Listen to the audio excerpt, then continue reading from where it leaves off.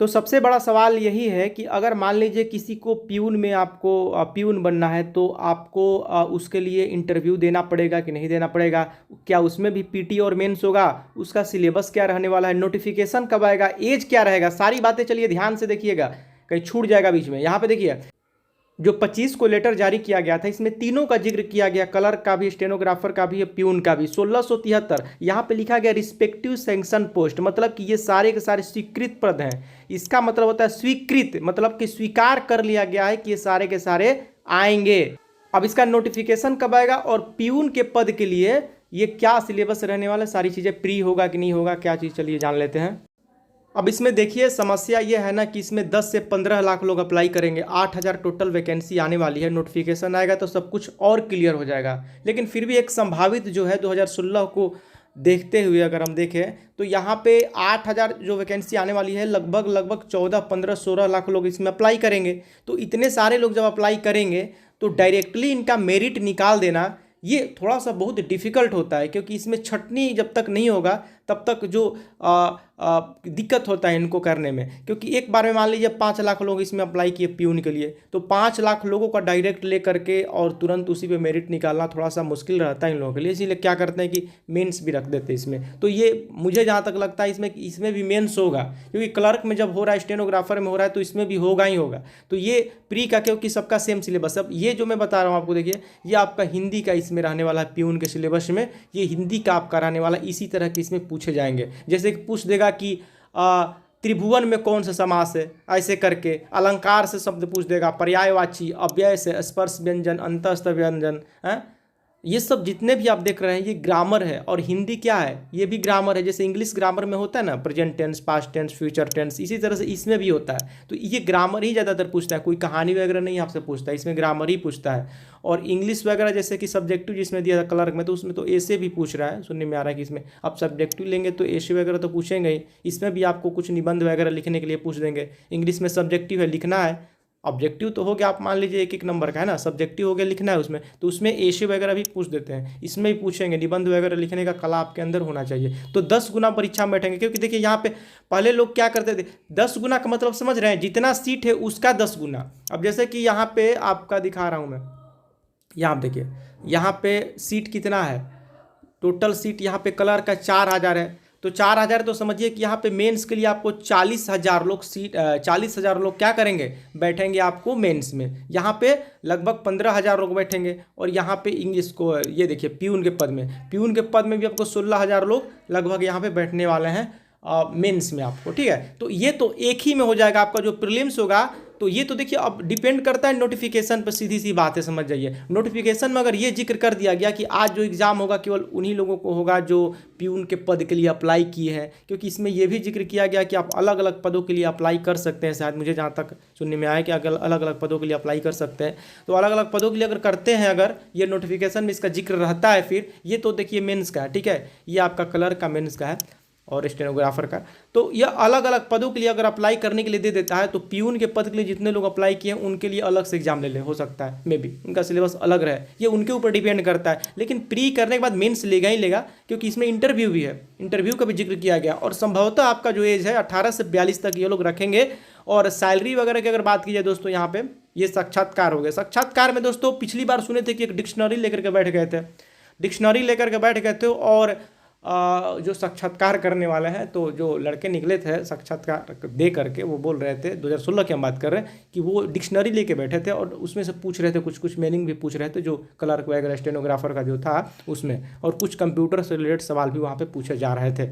तो कहीं से भी देखिए सवाल पूछा जा सकता है, ये मतलब ये नहीं है कि आपको इसी में से कुछ भी सवाल पूछा जा सकता है। वो तो आपके एंट्री करने का तरीका, बैठने का तरीका, सब कुछ देखा जाता है ना। इंटरव्यू का मतलब ही होता है कि आपका जो पर्सनालिटी है वो वहाँ पे देखा जाता है, आपके प्रेजेंट ऑफ माइंड को देखा जाता है, सब कुछ यही सब देखा जाता है। महिलाओं को देखिए बहुत अच्छा इसमें आरक्षण भी दिया गया। प्यून के पद पर अगर आप देखिए, मैं 60 से 70 हज़ार परीक्षार्थी मुख्य परीक्षा में बैठने का यही कहने का मतलब है कि 8 दहा में 80 लगभग में इतना हो जाएगा, 70,000 के करीब में आपका जाएगा अगर टोटल मिला करके एक साथ देते हैं। तो अगर एक साथ हो जाता है प्री सबका, यहाँ पे स्टेनोग्राफर हो गया, आपका क्लर्क हो गया और ये प्यून, अगर तीनों का एक साथ प्रीलिम्स होगा, जहाँ तक मुझे लगता है तीनों का एक ही साथ प्रीलिम्स होगा, तो तीनों का जो सब्जेक्ट है यही रहने वाला है पीटी में। पीटी सबका एक ही रहेगा सेम, और ये पीटी में आपको जीएस का सवाल भी यहाँ पे टच करेगा बहुत ज़्यादा, सामान्य ज्ञान देख सकते हैं इसमें। साइंस, फिजिक्स, केमिस्ट्री, बायोलॉजी से भी यहाँ पे, क्योंकि ये सामाजिक विज्ञान तो है नहीं कि इतिहास भूगोल पूछेगा, ये सामान्य विज्ञान है, सामान्य ज्ञान है। और यहाँ पे हिंदी है तो हिंदी में आपको ग्रामर पूछे। मैथ में भी लेकर के आएंगे प्यून के पद के लिए कि मैथ में क्या क्या पूछेगा। और ये मेंस का है आपका क्लर्क का और स्टेनोग्राफर का, ये सब है, ठीक है। और यहाँ पे नीचे देखिए जितना पोस्ट है उसका 10 गुना मुख्य परीक्षा में बैठेंगे, ठीक है। 4,000 है, 8,000 है तो 80,000 लगभग बैठेंगे। और लास्ट में जा करके जो लोग प्रारंभिक परीक्षा पास करेंगे केवल वही मुख्य परीक्षा में बैठेंगे। अब देखिए प्रारंभिक परीक्षा जो है ये जो आपका होने वाला है, देखिए प्रीलिम्स 100 नंबर का, तो 100 नंबर का पीटी होगा जो कि 12 लाख लोग देंगे। 15 लाख अप्लाई किया है तो लगभग 12-13 लाख देंगे। तो 12 लाख लोगों में से जिनका भी नंबर 70 या 75 लगभग आता है, 70-72 आता है, लगभग उन्हीं को समझिए कि मेंस में बैठने दिया जाएगा, क्योंकि 10 गुना ही लेना है, सीट के 10 गुना लेना है, ठीक है। सीट के 10 गुना लेना है तो वो उतना में आ जाएंगे। बाकी 40 नंबर वाले, 42 नंबर वाले, 50 नंबर वाले, 52 नंबर वाले पहले ही छट जाएंगे। वो लोग पीटी में ही छट जाएंगे, ठीक है। ये पीटी इसीलिए लिया जाता है। पीटी की इतने सारे लड़के हैं, 12-13 लाख लड़के रहते हैं कि डायरेक्ट उनका मेरिट बनाना थोड़ा मुश्किल हो जाता है किसी के लिए भी। आप खुद सोचिए कि 20 लाख लोग लड़के अप्लाई किए हैं, 2,000 सीट है, तो कैसे इसमें से चयन किया जाएगा जब तक एक बार मेंस में उनको निकाल ना लिया जाए छटनी करके। थोड़ा सा अच्छा रहता है उसके लिए।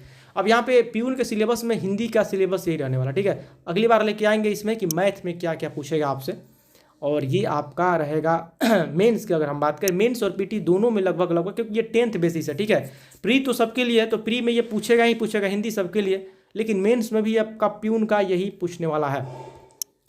और स्पर्श व्यंजन, बेसिक सैलरी आपका 20 से 22,000 के करीब में रहने की पूरी संभावना है इसमें अगर प्यून की हम बात करें तो। बाकी आप क्लर्क वगैरह का, डिपॉजिट कम राइटर का देख सकते हैं और उसका वही बताएंगे अगले वीडियो में। तो ये बिहार सिविल कोर्ट का ये मेंस का हो गया। तो ये बहुत जल्दी है। नोटिफिकेशन कब आएगा, अगर बात करें कि नोटिफिकेशन कब आएगा इसका, तो नोटिफिकेशन देखिएगा 8 या 10 दिनों के अंदर में आ जाएगा, ठीक है। 8 या 10 दिनों के अंदर में आपका नोटिफिकेशन यहाँ पे आ जाएगा। क्योंकि अभी देखिए पीडीएफ एडवर्टाइजमेंट नोटिफिकेशन लेटर जब तक ये नहीं आएगा तब तक पूरी तरह से क्लियर नहीं हो पाएगा कि क्या क्या इसमें जिक्र किया गया। और ये 8 दिन में आ जाएगा और ये 3 महीने के अंदर में जो नोटिफिकेशन आएगा तो उसका नोटिफिकेशन मान लीजिए आज आ गया तो उसके 15 दिन के बाद आवेदन शुरू हो जाएगा। 1 महीने तक आवेदन चलेगा और 1 महीने तक आवेदन चलने के बाद उसके 2 या 3 महीने के बाद, 3 महीने के बाद, हमें जहाँ तक लगता है 3 महीने के बाद उसका क्या किया जाएगा ना कि 3 महीने के बाद उसका आपका प्री ले लिया जाएगा। और प्री लेने के बाद फिर इंतज़ार किया जाएगा, उसमें जो भी लोगों को छटनी करने के बाद जो लोग बचेंगे उनके अनुसार उनका मेंस दिया जाएगा, उसका एक निकाला जाएगा नोटिफिकेशन। और जितने लोगों का चयन किया गया है मेंस के लिए उनका आपको वेबसाइट पे अपलोड कर दिया जाएगा रोल नंबर, और वो लोग जाकर के मेंस देंगे। मेंस देने के बाद फिर आपका इंटरव्यू आएगा, तो जिसके अनुसार मान लीजिए जिसका टाइपिंग है वो टाइपिंग भी देगा लास्ट में जाके। अब स्टेनोग्राफर है, इसमें ग्रेजुएशन चाहिए। प्यून में तो 10th पे ही आपका हो जा रहा है। और लास्ट में देखिए इसमें टाइपिंग नहीं मांग रहा है, क्लर्क में टाइपिंग नहीं मार रहा है, लेकिन इसमें लास्ट में डॉक्यूमेंट वेरिफिकेशन होगा, ग्रेजुएशन बेसिस पे है। देखते क्या होता, अब तो आवेदन आएगा उसके बाद ही पता चलेगा जो कुछ भी है, ठीक है। लेकिन कुछ चीज़ें जो मैंने देखी समझी वो चीज़ हम आपको बता दिया। और आपको अच्छा लगेगा तो वीडियो को लाइक कीजिएगा, चैनल को सब्सक्राइब कीजिएगा। तो बिल्कुल बस इतना ही, मिलते हैं आपसे वीडियो के साथ, तब तक इजाज़त दीजिए। जय हिंद, जय भारत।